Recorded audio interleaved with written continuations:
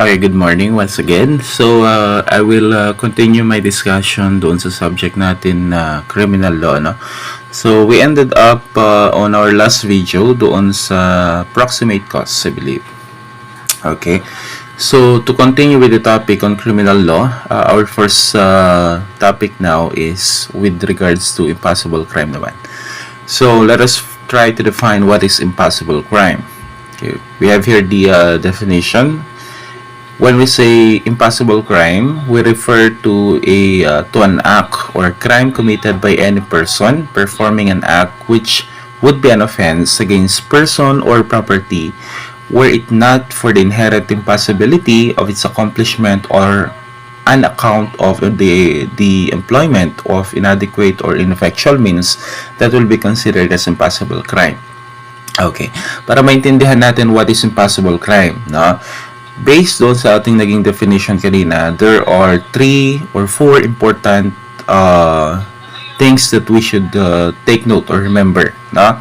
One is that pag sinabi natin impossible crime, ito dapat is considered as a crime that would be a violation against any person. No? So it must be a crime against person or a property. Okay? Yung kanyang kinumit. So, it could be either homicide, murder, robbery, or most likely theft, something like that. No? So, it's either a crime of against person or property. No? Then, however, there is the so-called inherent impossibility of its accomplishment. So, imposible talaga na ma-accomplish siya. Based, no? We always base the possibility of it to be accomplished doon sa mga elements existing for a certain crime. No? Say, for example, the crime of homicide. No? Among its elements, nakalagay doon that there must be a person that who was killed as a result of an act, sabi niya doon, as a result of the intent of the perpetrator. So for example, you would want to kill a certain person. Gusto mo siyang patayin. However, he is already dead, but hindi mo pa alam 'yon. So you executed your act of your intent, in-execute mo yung intent. For example, pinagsasaksak mo siya, without knowing that he already had died, a moment ago, So with that, for that purpose, it will be considered as impossible crime. Why is that so? It is because he is already dead when you attempted or intended to kill the person, and just that you don't know that fact. Hindi mo kasi alam na patay na. So with that, now one of the element which is important in the crime of homicide is missing. It's because hindi siya namatay dahil sa ginawa mo, but rather namatay na siya bago mo pa ginawa yung iyong evil intent. So with that, it's impossible. It will be considered as impossible crime. No? So, yan yung tinatawag natin, there is an inherent impossibility of its accomplishment. No? And one thing more is that we have also here, on account of employment of inadequate or ineffectual means. Ibig sabihin that the action that you committed will not actually constitute into any crime because it is ineffective, or the satisfaction or the accomplishment of the crime, of the intent that you had performed, will not be considered as effective, or it is ineffectual. Say for example, you wanted to poison one person, gusto mo siyang lasunin, so you use a powder which you believe to be something like poisonous substance, like sabihin natin arsenic or so on. Kaya yun yung nilagay mo sa kanyang pagkain without knowing that is pala yun pala is a powdered milk, o di kaya naman is just a grain of salt or a grain of white sugar, something like that. So you mistaken the material that you use, you believe it to be poisonous, yet yun pala is just a regular substance that is not considered as deadly. So by that, there is the so-called ineffectual means employed. So you cannot be convicted of a crime by putting a powdered milk on someone's food. Hindi ka makukulong ng ganun kasi that definitely is not a crime. However, the fact that you have the so-called criminal intent, no, meron ka talagang intensyong patayin yung isang tao, it just happened that yung ginamit mo na substance that you believe to be poisonous was not actually the substance you believe it to be, no? So that makes the crime impossible crime. Okay? So I hope malinaw tayo doon sa impossible crime based on the definition. Now let us look at the requisite of the impossible crime. Ano ba yung mga formal requisite ng isang impossible crime? Number 1, act would have been an offense against a person or property. We discussed that. And number 2 is that there is a criminal intent or there was a criminal intent. So yun yung isa, no, sa pinakamahalagang requisite ng impossible crime. There is the so-called criminal intent, no? To start with talaga, there should be a criminal intent. Kasi kung walang criminal intent, then definitely that will not be considered as impossible crime, no? The third one is that accomplishment is inherently impossible or inadequate or ineffectual means are employed. As we discussed kanina, that even if that you have a criminal intent, however, hindi mo na siya ma-accomplish based on the formal elements of the crime you are intending to commit, kasi nga there is the so-called impossibility already of it. Like for example, sabi ko kanina, hindi mo na mapapatay yung taong patay na, no? Kung pagdating naman sa pagnanakaw, ay hindi mo pwedeng nakawin yung bagay na sayo naman talaga. Okay? And the second one is that yung inadequacy or ineffectual means, no? Yung kulang na pamamaraan na ginamit mo o yung mga material na ginamit mo is considered ineffectual, no? In the accomplishment of your criminal intent. So, and the fourth one is, we have here, act is not an actual violation of another provision of the revised penal code or of special penal law. Okay, so isa yun sa napakahalagang elements also of the impossible crime, no? We will only consider it as impossible crime if there are no other crime that was violated. Now, say for example, yung sinabi ko kanina na hindi mo pwedeng nakawin yung sarili mong properties, no? Say for example, you believe to be meron ka nakita na cellphone na feeling mo is like maganda siya, no? Kursunada mo yung cellphone, no? So dinakaw mo ito. Just so happened that when you were able to take that cellphone, no, nalaman mo pala na yun pala yung property mo, no, na nawawala, it was missing. So with that could not be considered as theft, no? Kasi one of the elements of theft is that there is a taking of property belonging to others, and if that belongs to you, then you cannot that cannot be considered as a theft, no? However, no, kung doon sa pagnanakaw mo yung employed force, no, nanakit ka, sinaktan mo siya, sinuntok mo siya, no, there is intimidation and so on, no, that will not be considered as impossible crime. Kasi aside from the action of taking the property, no, there was an act that was considered as a violation of the law, regardless if there is accomplishment on the so-called theft, no. Say for example, binugbog mo siya, no, so hindi ka nasasampahan ng kaso doon sa pagnanakaw, rather sasampahan ka ng kaso doon sa pambubugbog, which is physical injury, no? So there is no impossible crime there because there was another crime that was committed that is considered as a violation of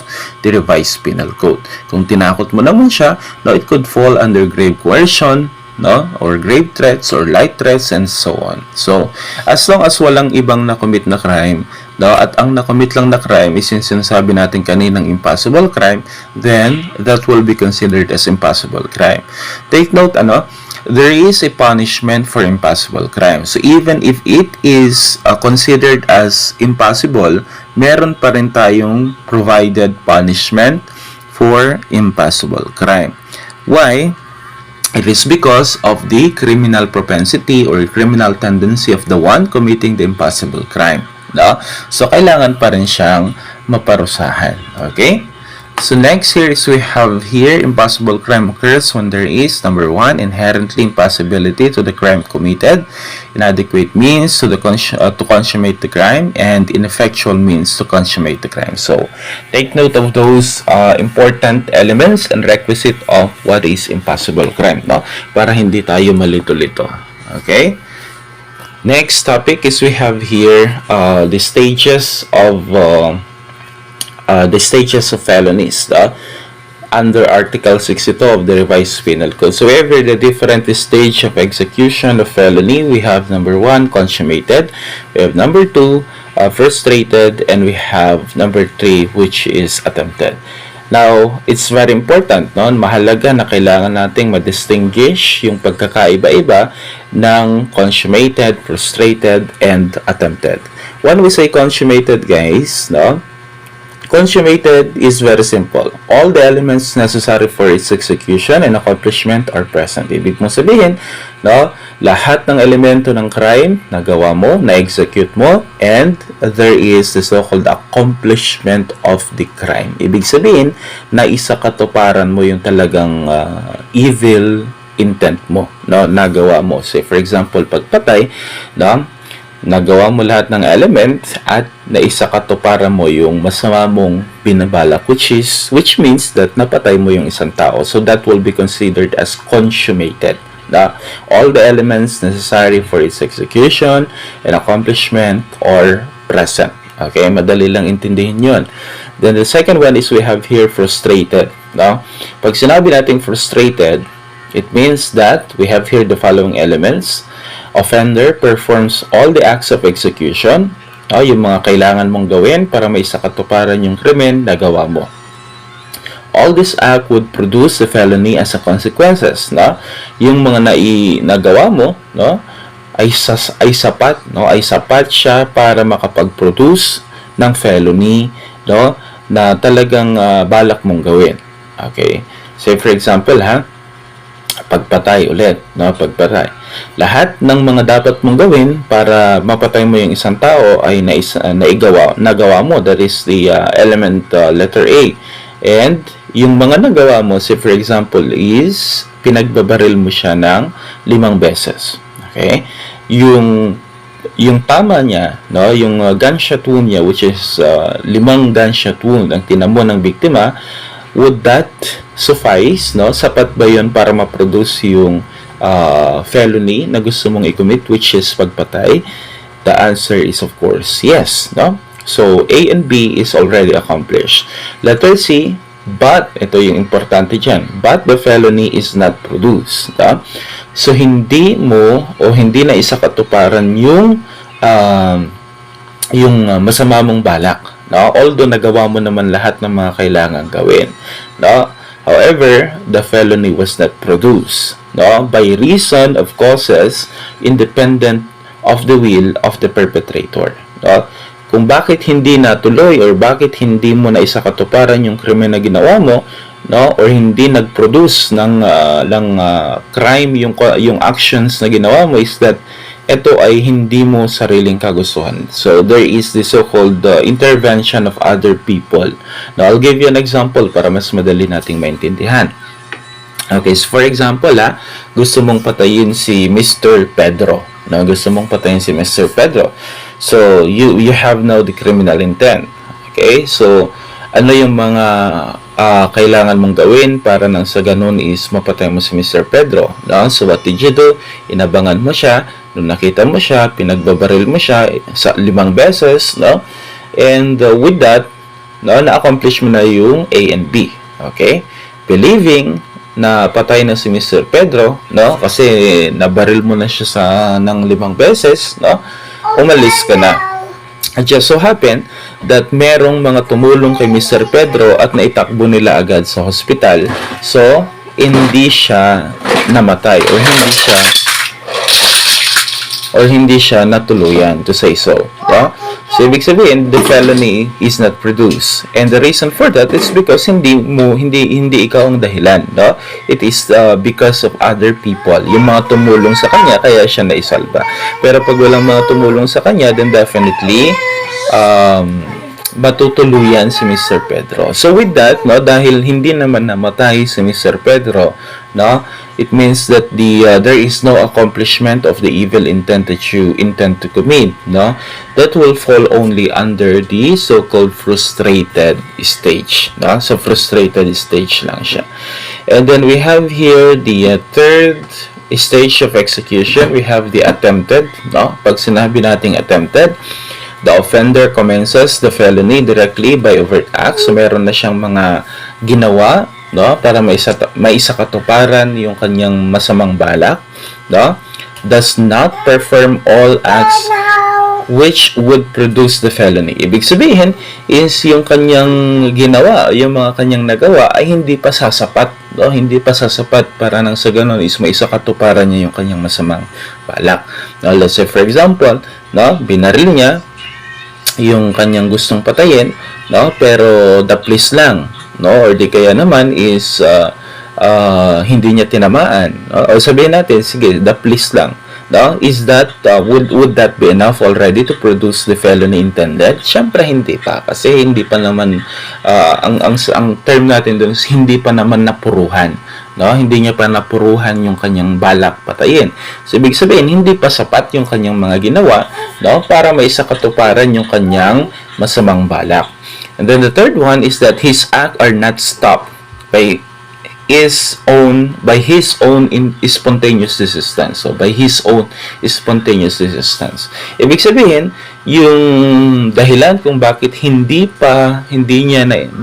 sumapat yung kanyang mga ginawa para maisakatuparan yung krimen na gusto niyang gawin is not because of his own resistance. Hindi siya yung dahilan, kundi it is the influence of other people or other circumstances. Say for example, gusto mong patayin si Pedro. Okay? So inabangan mo siya, nung nakita mo na siya, is binaril mo siya. It just so happen na hindi mo na puruhan si Mr. Pedro, nadaplisan lang siya and so on. And because of that, no, tumakbo siya, no, nagpanic, tumakbo na siya, nakatakas siya sa sayo, no. So for that, since hindi pa naman mortal yung na-inflict na wound or kulang pa, no, kulang pa yung act na nagawa mo sa kanya to produce the so-called evil intent, no, yung talagang balak mong masama na patayin siya, is hindi siya magfo-fall under frustrated, no. Magfo-fall siya under attempted felony, no, attempted lang siya. The same is true with, for example, gusto mo siyang barilin, nung binaril mo, hindi pumutok yung baril mo, no, and for that reason, no, nakatakas yung talagang babarilin mo, no. Kahit wala pang injury dito, but there is already the so-called external acts, no, or direct overt acts na ginawa, then there is already the so-called attempted stage. Okay? So, yun yung mga elements for attempted stage. Okay? So, I hope it's clear, no? Pag sinabi natin consummated, no?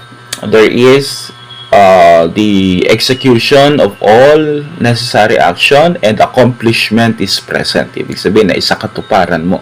Sa frustrated, no, nagawa mo lahat ng mga dapat mong gawin para mangyari yung gusto mong gawin, pero no, hindi siya na-accomplish, no, dahil sa external factors, no. Pag sa attempted naman ay hindi mo na isakatuparan, no, yung lahat ng dapat mong gawin para mangyari yung balak mong krimen, para magkaroon ng accomplishment. Kinulang kumbaga, no? Or sa Tagalog sabihin natin, hindi mo pa siya napuruhan, no? Sa frustrated, napuruhan mo na pero hindi namatay, no? Sa consummated, napuruhan mo siya at napatay mo siya. Okay? So that is under Article 6, no? The different stage of execution of felony. Okay? We have here crimes that do not admit of frustrated and attempted stage. Ibig kong sabihin yan, ito po yung mga crime under Vice Penal Code na wala po siyang maituturing na frustrated at attempted stage. Ibig kong sabihin, no, once it was committed, it is already deemed to be consummated, no? So pag ginawa mo siya, automatic po na consummated na siya. Like for example, offenses punishable by special penal laws under the law provides otherwise. Unless the law provides otherwise. So most of the special penal law ay wala po tayong maituturing na attempted and frustrated, no? Say for example, possession of illegal drugs. No? Sa possession po of illegal drugs, pag meron ka pong drugs na dala-dala, it's automatically consummated. Wala po yang maitatawag na attempted or frustrated. No? Because under the special penal law, it does not admit, no? Wala po siyang binabanggit na attempted or frustrated stage. But there are some special law that meron siyang frustrated at attempted stage. Depende na lang yan sa batas natin kung ilalagay niya doon that there is frustrated or attempted stage for that specific crime. But most likely, no, or majority of the special penal law ay wala pong nilalagay na attempted or frustrated. Ibig sabihin, once committed, it is already considered as consummated. Okay? Then next is we have here formal crimes, no? Pag sinabi nating formal crimes, ibig sabihin it is consummated in one instance. Like for example, slander. No, slander paninira, no, ng isang tao. No, adultery for example, no? Kapag ikaw ay isang babae na may asawa, no, at nakipagtalik ka sa lalaki na hindi mo asawa, that is already consummated as it was committed. There is no such thing as frustrated or attempted adultery. No, ang importante kasi dito guys is the so-called pakikipagtalik, no, yung pakikipagtalik. So halimbawa nakita mo yung isang tao, yung isang lalaki kasama yung misis mo, no, sabihin na natin na magkasama po sila, no, you cannot file a case that is something like attempted adultery. No, hanggat wala pang nangyayari, then that will not be considered as adultery. Okay? So that is an example of a formal crime. No? Then we have also impossible crime. Under impossible crimes, wala po tayong frustrated nor attempted stage. No?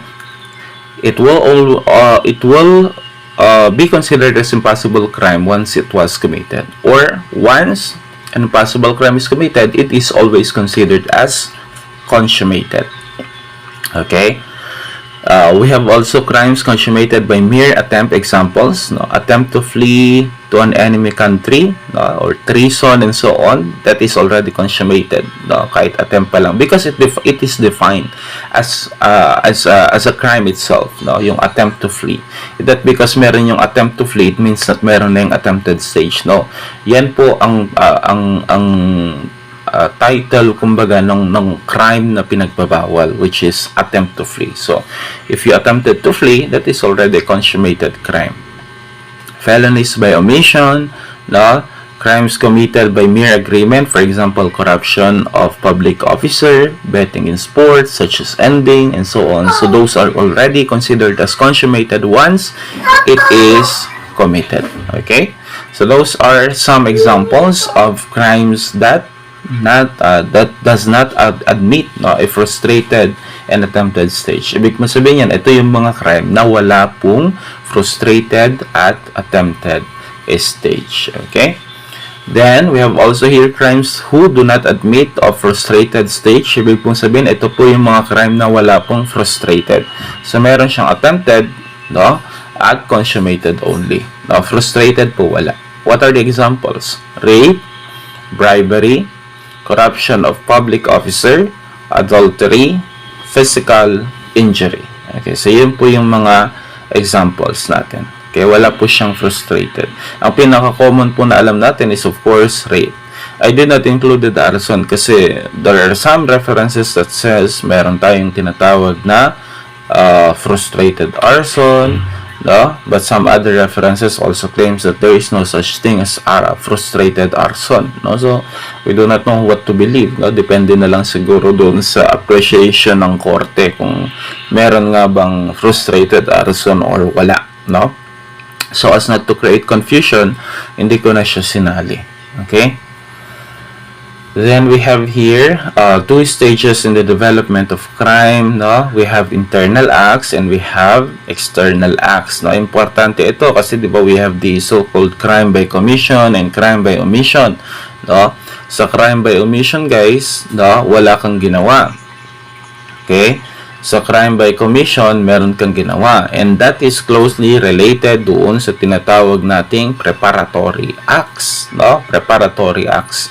So if there are preparatory acts, no, that is actually considered also as part of the so-called external acts na yan. Dito sa internal acts, papasok malamang yung mga tinatawag nating conspiracy, no, or yung pagplaplano pa lamang na paggawa ng crime, no. Example ng internal acts is we have the mere ideas of the mind, no. It's not yet punishable, but there is some that is considered as punishable. So, for example, pinag-iisipan mo pa lang na maggawa or gumawa ng crime, no, hindi pa yan punishable so long as wala pa tayong tinatawag na external acts, no. Yung pagpaplano, no, pagpaplano pa lang is not considered as punishable yet, no. But there are some instances that of course it is being punished, no. Most likely pag sinabi nating crime, no, ang usually tinitignan natin is whether there is already an external act, no. Kapag meron na pong external act, ibig sabihin, no, meron na tayong mga ginawa, no, na bagay-bagay na it is considered as external, no. Then case-to-case basis na naman whether it will be considered as punishable or not.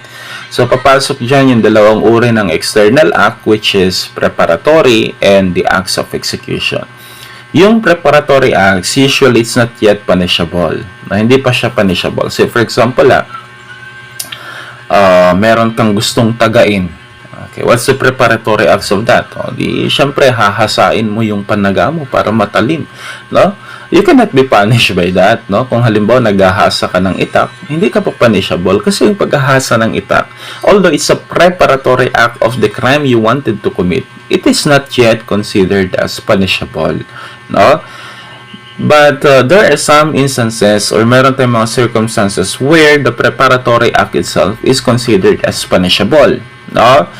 Because they are considered as independent crime because they are separate crimes. Say for example, balak mong mag-akyat bahay. So what did you do? No? Bumili ka o kumuha ka, nag-secure ka na ng mga picklocks, yung mga parang pangbukas ng mga pangbukas ng mga locks, something like that, which is actually considered, no, the possession of such is considered by our law, no? So say for example, may balak kang magluto ng drugs, bumili ka na ng mga ingredients mo, no? Nahuli ka, no, ng mga pulis na merong dala-dala ng mga ingredients na gagamitin sa pagluluto ng drugs, that is already considered as an independent crime because we have RA 9165 that punishes the possession of the essential ingredients of dangerous drugs. So, merong mga ganong bagay that some of the preparatory acts are punishable or as is considered as an independent crime. But ordinarily, no, most of the time, ang preparatory act is not yet considered as punishable. Okay? Now, the second example of external acts is we have the acts of execution. Ibig sabihin, meron ka na talagang ginawa, no?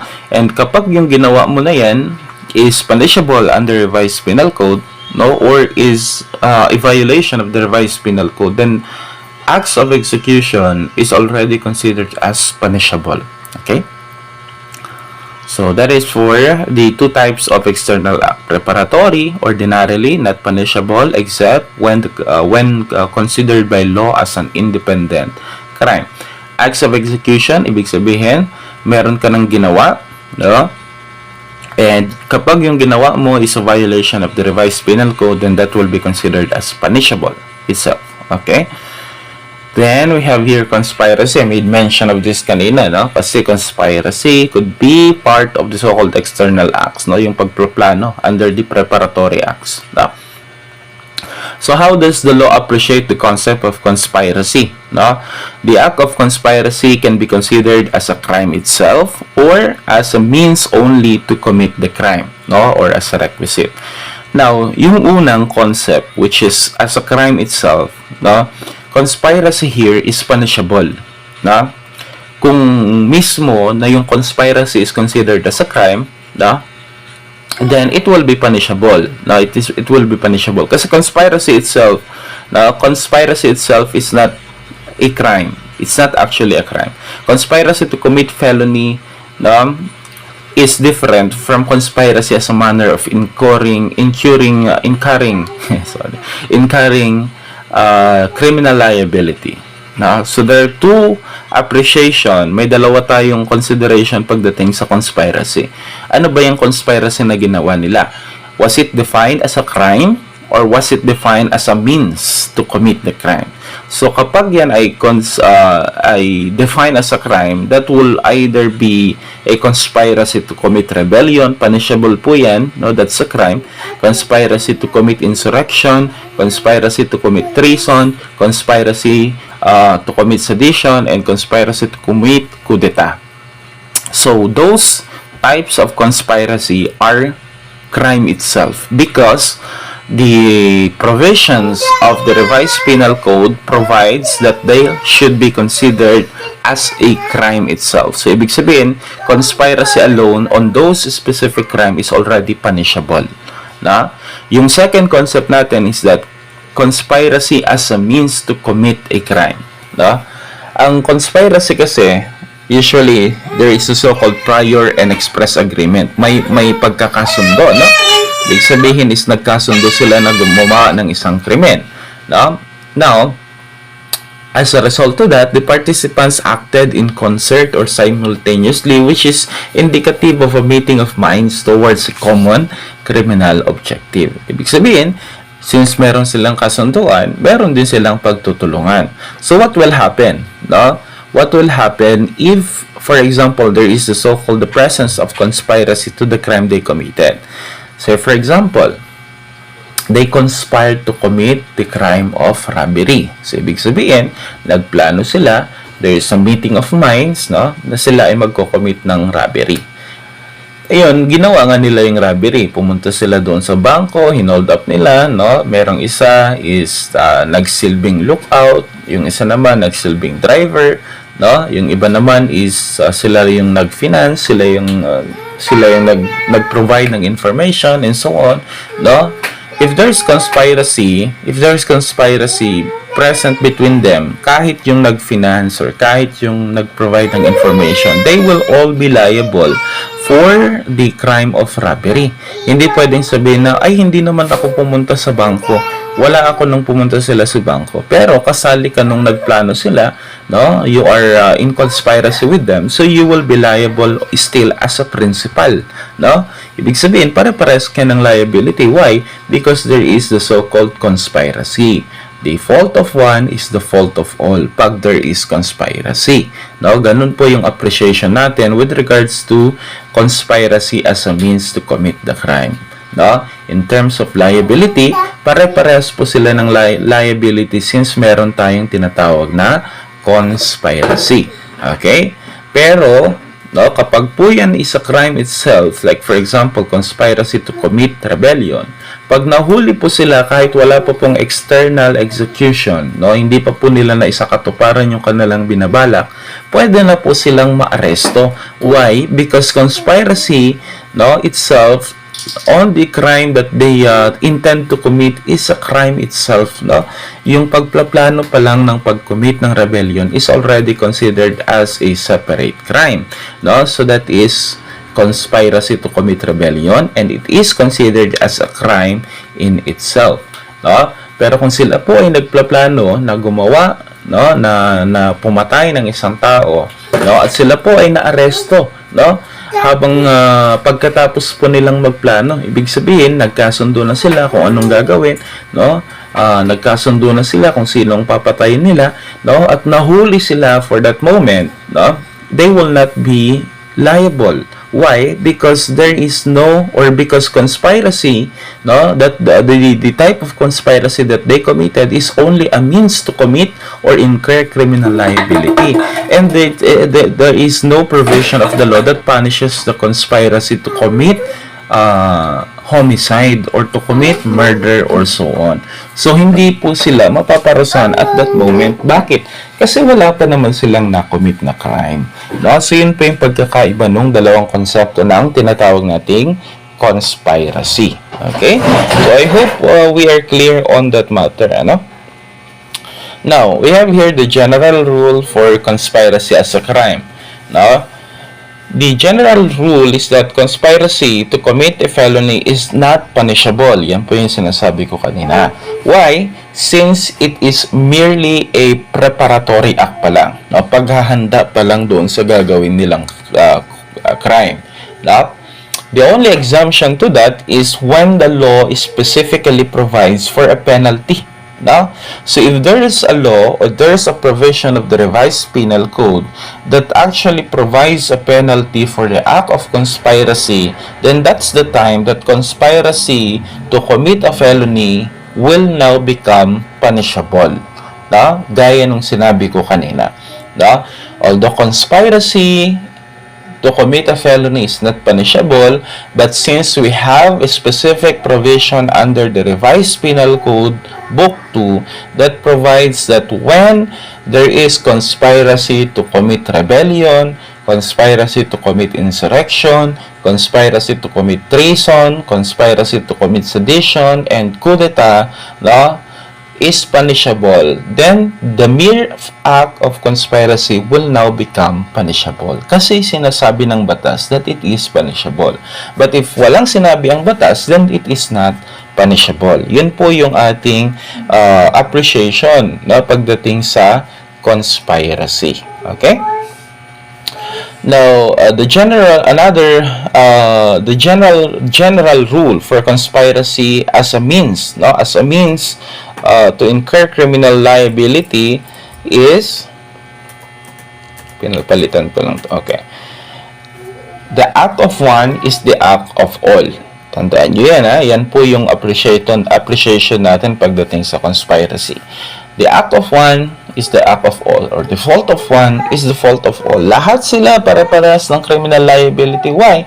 Because sila ang kumbaga is member ng planning committee. Sila ang nagplano, no? Sila ang nagplano doon sa crime na gusto nilang i-commit. So lahat po sila, regardless of their participation after the conspiracy has been committed, is they will all be considered as liable. No, they will be considered as liable of being the principal of the crime. So if that's robbery, then lahat ang kaso nila robbery, no? They will not be, hindi na ma-distinguish yung kanilang responsibility as to whether they are accomplice or whether they are accessories to the crime and so on. Lahat na po sila will be liable as principal, no? Principal for the crime of robbery. Okay? Then, exemption to that is that unless one or some of the conspirator committed some other crime which is not part of the intended crime. So, kapag halimbawa, merong isang tao na gumawa pa ng isang krimen na hindi naman kasali doon sa original plan, hindi siya binding to the rest of the conspirators. Now, for example, ang balak lang natin is mag-commit ng robbery. So, yun yung nasa plano natin. Yun yung nasa master plan natin. It just so happen na pagpunta natin doon, yung isang kasama natin is, for example, meron siyang nakursunadahan, ginahasa yan, whatsoever. No? With that, ang liability lang natin is the robbery. No? Samantala, yung isang kasama natin is merong dagdag, which is yung tinatawag nating rape. No? So, hindi tayo madadamay doon sa rape kasi wala naman doon sa original plan natin yung pag-commit ng rape. No? So, all of us will be liable for robbery, no? At yung isa will be liable for both robbery and rape. Kasi siya, no, ay gumawa ng karagdagang crime, no, na wala naman sa pinagplanuhan natin. Okay? Exemption to the exemption. No, yung exemption natin kanina, which includes which does not includes, no, yung additional, no, yung additional offense na na-commit ng isang conspirators that was not part of the original plan. Ano yung exemption to that? When the act constitute an indivisible offense. So that is clear. Now, when the act does not constitute an indivisible offense, it is considered as exemption to the exemption. Okay? Okay, so I think I would stop on that topic, no? And the third part of our lecture will be focusing on the different circumstances that affects the criminal liability of one person, such as justifying circumstances, exempting, no, mitigating, aggravating, and alternative circumstances. Okay, thank you very much for listening, guys. That's it for today. See you on the next lecture. Bye-bye.